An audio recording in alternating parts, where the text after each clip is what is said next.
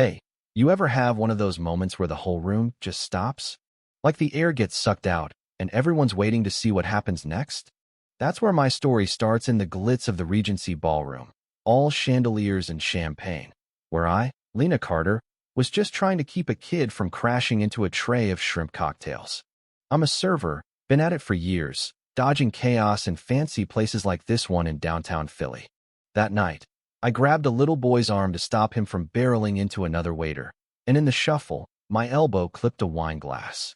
Merlot splashed across the crisp white tablecloth and right onto the cuff of Vincent Reed, tech mogul, Philly's own Golden Lion, who was holding court at table 1 like he owned the universe. The room froze. His eyes locked on the stain, then flicked up to me. "Don't touch me, you clumsy nobody," he spat, loud enough for the whole damn gala to hear. I felt my chest tighten, but I held it together, barely. "I'm so sorry, sir," I said, voice low, steady. "I was just keeping the kids safe." He smirked, cruel, like I was a bug. "Safe? You're the hazard here. This jacket costs more than your rent." The words hit like a slap, but it was the silence afterward that burned the way the room just let it happen. I could have walked away, head down, like I'd done 100 times before. But something snapped. Maybe it was the way Vincent laughed, like he was untouchable, or maybe it was the note in my pocket from my mom, scribbled years ago. "Speak when it hurts most." I wasn't just Lena the server that night. I was Lena, adopted daughter of James Whitaker, the quiet investor in the corner who'd taught me to watch, listen, and never shrink. James didn't say a word as I turned and walked back to the staff hall, but I felt his eyes on me, steady, proud. Back there, my hands shook not from fear, but from holding back the fire in my chest. My phone buzzed. "James, you okay to keep going?" I texted back. "Let me finish this." I wasn't running. Not tonight. The next hour, I moved through the ballroom like a ghost, pouring wine, clearing plates, every step deliberate.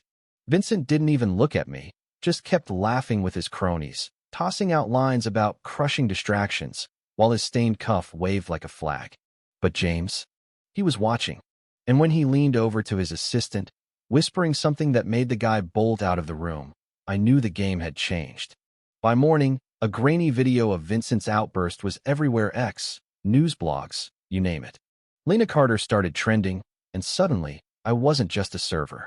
I was the woman who'd spilled wine and cracked open a truth nobody wanted to see. That's when things got wild. I didn't want to be a headline, but the world had other plans. I stood in a community center in North Philly a week later, no script, just me in a blazer, talking to a room of folks who knew what it felt like to be invisible.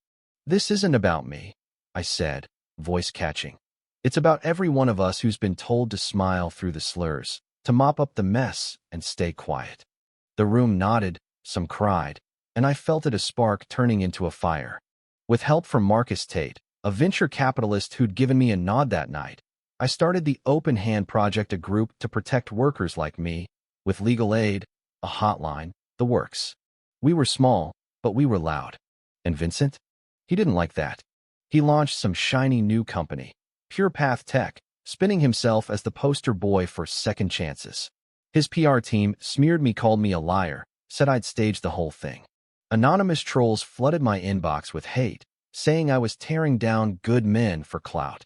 But I kept going, because every time I wanted to quit, I'd get a letter like one from Ruth, a 60-year-old cleaner from Pittsburgh, who wrote, "I've been called worse than you, but you made me feel seen." The real turning point came when Sarah, a former PurePath HR rep, slipped me a folder of emails proof Vincent buried harassment claims, promoted creeps, laughed it off in Slack chats like it was a game. We held a press conference, no edits, just truth. Sarah stood next to me, shaking but fierce, reading out a line from Vincent's email. "If we fired every winner, we'd have no staff left." The room gasped. By nightfall, PurePath's stock was tanking, and the feds were sniffing around. I got a call to testify in D.C., and let me tell you, standing in front of those senators, I wasn't just speaking for me. I was carrying Ruth, Sarah, and every worker who'd ever swallowed an insult to keep a paycheck. "Dignity isn't subjective," I told them, "and accountability shouldn't be a luxury." The room clapped, slow at first, then loud, like they were waking up. Vincent was done by Friday. His board kicked him out. No golden parachute, just a shattered ego. I didn't cheer. It wasn't about him anymore. It was about the Open Hand Project, growing workers from diners in Ohio to warehouses in Texas sharing their stories, building a movement. One night, I got a package, an old apron, no name, just a note. I was fired for speaking up. Keep fighting for me. I held it, tears falling, because this was bigger than me now. I sat by the Schuylkill River that night, city lights flickering, and whispered, "We're not done. The world's still messy. Some call me a hero, others a troublemaker. But here's the thing. Silence isn't safety, it's surrender." So what do you think? When's the last time you saw someone stand up and change the game?